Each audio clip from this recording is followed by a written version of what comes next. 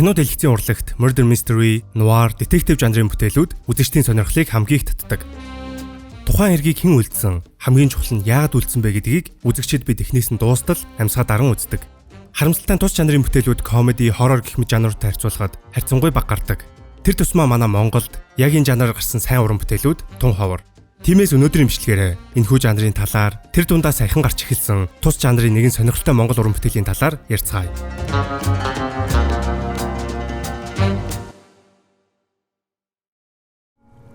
Энэхүү жанр нь өөрөө хамгийн анхны детектив зохиол гэж үздэг. 1841 оны The Murders in Rue Morgue-оос эхлээд алдарч Sherlock Holmes, Agatha Christie-гийн домогт зохиолууд гэсээр маш нарийн судлагдаж, дараа дараагийн бүтээлүүд нь түүнээс үлгэр жишээ авсаар үдийг хүрсэн. The murderer is with us on the train now.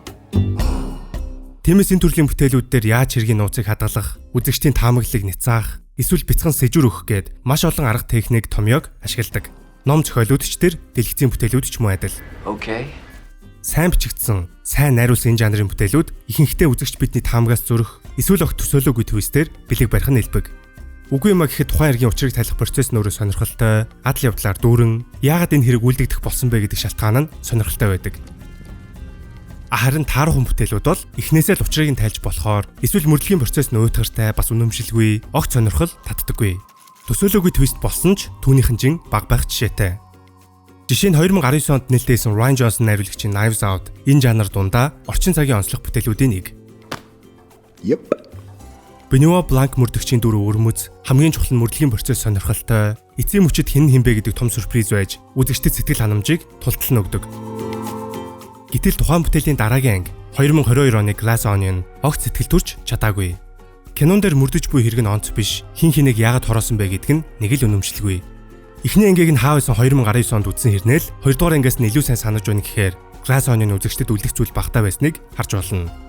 Өөрөөр бол нэг франчайзын 2 бүтээл миний түрүүнд дурдсан сайн ба таарав гэдгийг батлан харуулж байна. Саяхан гарсан 3 дугаар ангийг нь харин үзэж амжаагүй л явна.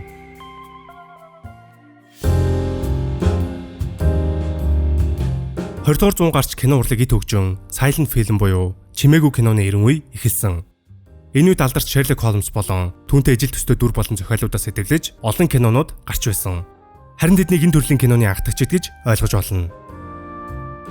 1930-ад оноос Америкийн кино урлагт Холливуудын бүхэл томоохон студиуд детектив, мистери жанрын бүтээлүүд хийж эхэлсэн ба энэ үеэс фильм нуарын суурь тавигдсан. Гэвч кино сонирхогч хүнжлэгчид фильм нуарыг жанр руу эсвэл стил үү гэдэг дээр одоо хүртэл маргалдаж мэтгэлцдэг. Уг нь бол нуар гэдэг нь Франц хэлэнд бараан гэсэн утгатай үг. Тэгэхээр энэ нь бараан кино гэж махчилж ойлгож болно.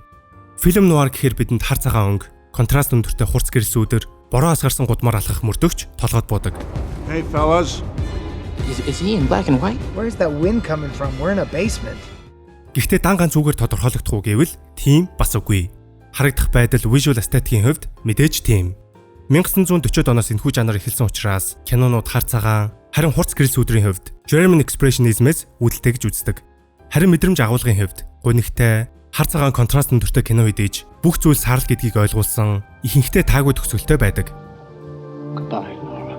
Үүнийг нэг талаас нь харуул их хямралын дараах уран бүтээлчдийн илэрхийлэлч гэж үздэг.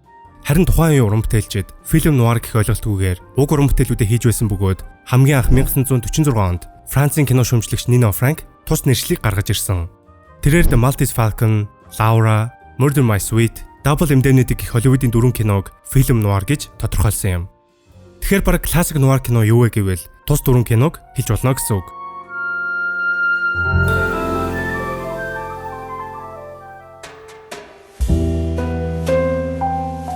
Аливаа урлаг хөгжихийн хэрээр жанрууд дотроо салаалж олон дид жанрууд бий болдог. Фильм нуарын хувьд өнгөт кино болохдоо нео нуар гэх жанрыг бий болгосон. Нео нуарын хувьд үндсэн жанрын элементүүдийг авчулдан сексуал болон хүчирхийллийн дүрслэлийг арай илүү харуулах болсон. Миний хувьд нео нуар жанрын бүтээлүүдэд арай илүү дуртай. Жишээ нь хамгийн том төлөөлөл Роман Поланскигийн Chinatown. Миний хамгийн дуртай кинонуудын нэг. Цаашлаад Мартин Скорсезегийн Taxi Driver, Дэвид Линчийн Blue Velvet гэх мэт бүтээлүүд нео нуарыг тодорхойлдог. Тэгвэл жанр дундаас салхаас гадна өөр жанруудтай хоршиж, шинэлэг содон бүтээлүүд ч бас төрж эхэлснээс хамгийн том жишээ нь алдарт Blade Runner. Ridley Scott-ийн найруулсан анхны кинонч дээр Denis Villeneuve-ийн 2049 ч мөн адил. Sci-fi, cyberpunk жанртай хослуулсан энэхүү бүтээл нь neo-noir урамсгалтай хамгийн шилдэг бүтээл.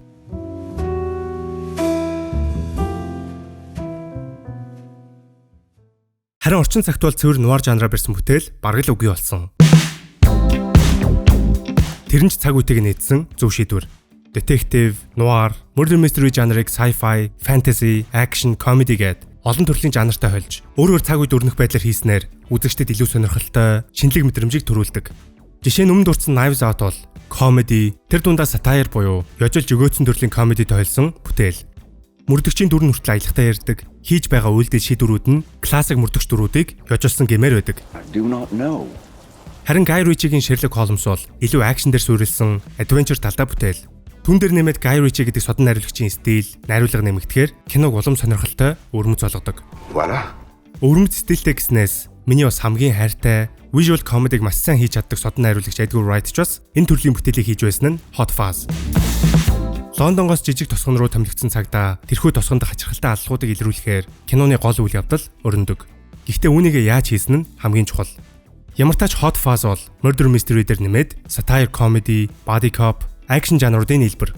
Харин киног хамгийн сонирхолтой болгодог зүйл нь мэдээж Edgar Wright-ийн гарын үсэг болсон стил, мөн яг British байж чаддаг ондоошил. Бүр яаж ч харсан бүх талаараа British кино. Нэмээд маш гоё хумортой учраас Их Британд харж болох сонин содон зүйлсийг ёжолж өгөөдөж инээдтэй байдлаар харуулдаг. Хамгийн наацхийн жишээ гэхэд л хот тосгод бүр өөрөөр аялахтай байдаг. Түүнийг өөртөө заримдаа сайн ойлгодоггүйг энэхүү iconic scene харуулна.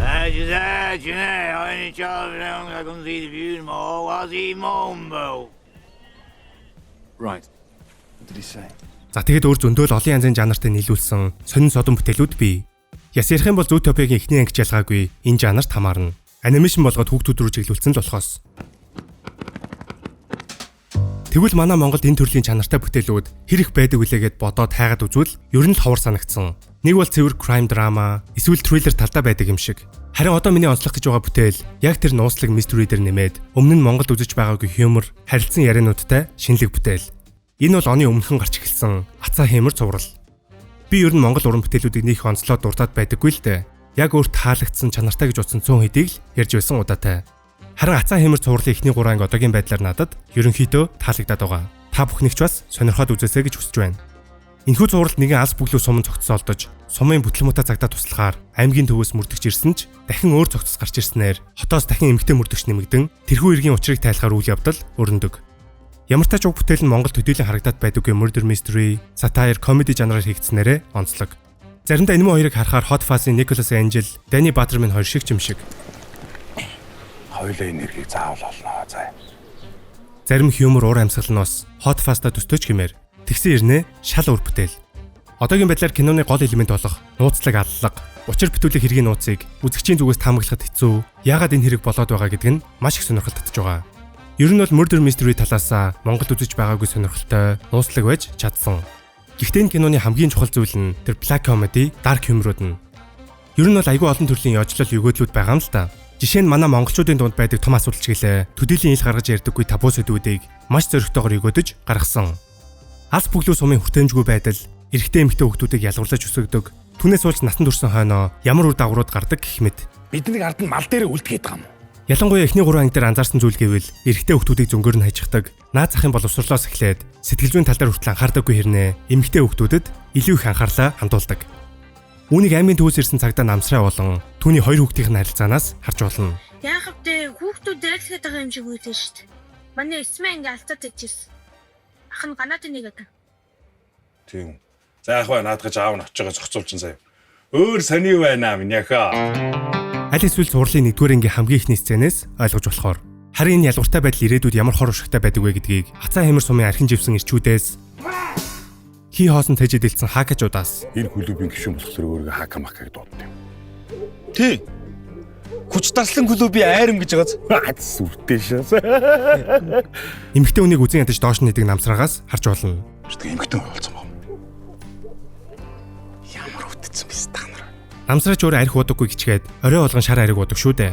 Яг үннийг хэлэхэд айл болгонд архины хамааралтай, архинаас ууж асуудалд ордог ирчүүд байдаг.